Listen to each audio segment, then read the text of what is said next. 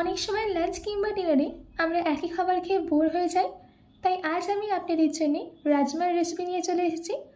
আপনারা হয়তো রাজমা অনেক রকমভাবেই করে খেয়েছেন, কিন্তু আমি যেই পদ্ধতিতে বানিয়ে দেখাবো সেই রকম একবার করে দেখুন।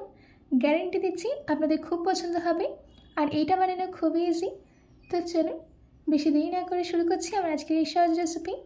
নমস্কার, আমি বিনু, কুক উইথ বিনুতে আপনাদের সবাইকে স্বাগত।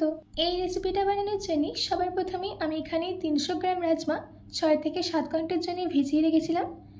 এবার আমি রাজমার জলটাকে ছেঁকে নিয়ে এই রাজমাটাকে প্রেসার কুকারের মধ্যে ট্রান্সফার করে দিচ্ছি। তারপর এর মধ্যে অ্যাড করে দিচ্ছি 2 গ্লাস পরিমাণের জল।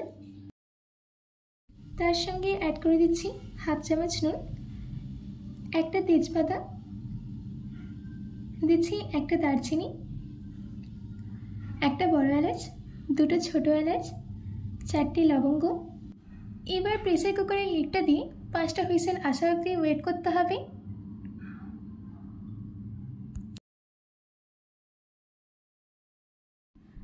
আমাদের এখানে রাজমা একদম সেদ্ধ হয়ে গেছে, দেখুন। এবার আমি এই রাজমাটাকে একটা সাইডে রেখে দিচ্ছি। এইদিকে আমি একটা পেস্ট রেডি করে নেব।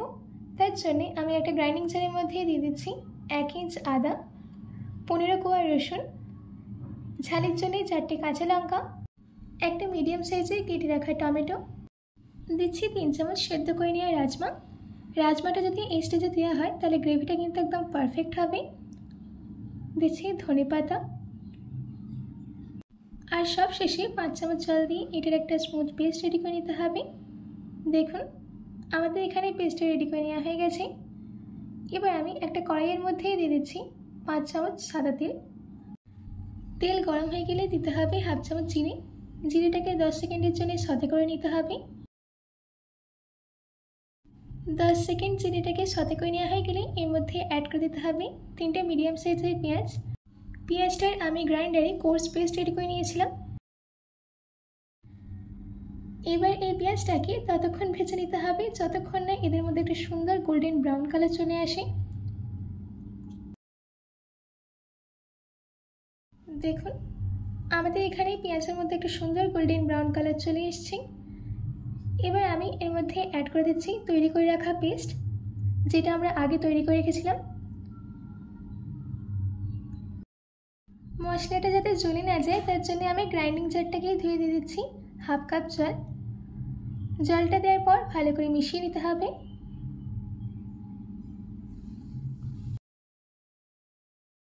যেহেতু এই মশলাটাতে টমেটো আছে তার জন্য দিয়ে দিচ্ছি স্বাদ মতো নুন। নুনটা দেওয়ার পর ভালো করে মিশিয়ে নিতে হবে। এবার এই মশলাটাকে ঢাকা দিয়ে 3 থেকে 4 মিনিট মিডিয়াম ফ্লেমে রান্না করে নেব, যাতে টমেটোর কাঁচা গন্ধটা চলে যায়। 4 মিনিট বাদ ফিরে আসছি। আমাদের এখানে 4 মিনিট হয়ে গেছে। এবার ঢাকাটাকে খুলে আমি এর মধ্যে অ্যাড করে দিচ্ছি 1 চামচ লঙ্কা গুঁড়ো, হাফ চামচ হলুদ গুঁড়ো, 1 চামচ ধনে গুঁড়ো। এবার আমি এই সব বেসিক মশলাগুলোকে ভালো করে মিশিয়ে নেব।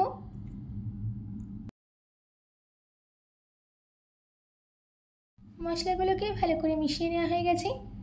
এবার ঢাকা দিয়ে 2 মিনিটের জন্য মিডিয়াম ফ্লেমে রান্না করে নেব, যাতে মশলা থেকে তেল রিলিজ হয়ে যায়। 2 মিনিট বাদ দেখুন আমাদের এখানে মশলা থেকে তেল কিন্তু রিলিজ হয়ে গেছে। এবার আমি একটু মিশিয়ে নিচ্ছি। এবার এই স্টেজে এর মধ্যে অ্যাড করে দিতে হবে সেদ্ধ করে রাখা রাজমা। রাজমাটাকে ও জল শুদ্ধ দিয়ে দিতে হবে, কারণ রাজমা সেদ্ধ করার সময় আমরা এর মধ্যে গোটা গরম মশলা অ্যাড করেছিলাম। এই গোটা গরম মশলার ফ্লেভারটা কিন্তু এর মধ্যে আছে, যার ফলে রাজমার কারিটা কিন্তু দারুণ টেস্টি হবে। এবার আমি রাজমাটাকে 5 মিনিটের জন্য মিডিয়াম ফ্লেমে রান্না করে নেব।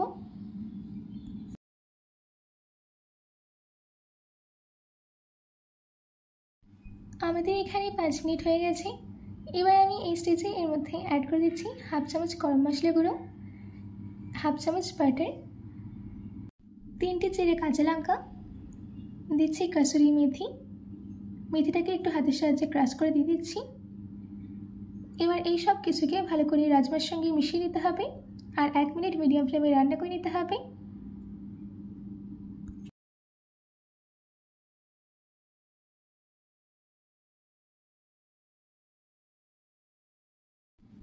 আমাদের এখানে 1 মিনিট হয়ে গেছে।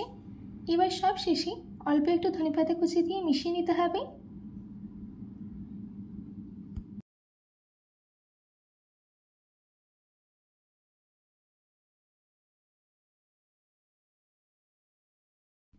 ব্যাস রেডি হয়ে গেছে আমাদের রাজমা মশলা। এবার আমি গ্যাসের ফ্লেমটাকে অফ করে দিয়ে গরম গরম ভাতের সঙ্গে সার্ভ করে নিয়েছি। আপনারা চাইলে রুটির সঙ্গেও সার্ভ করে নিতে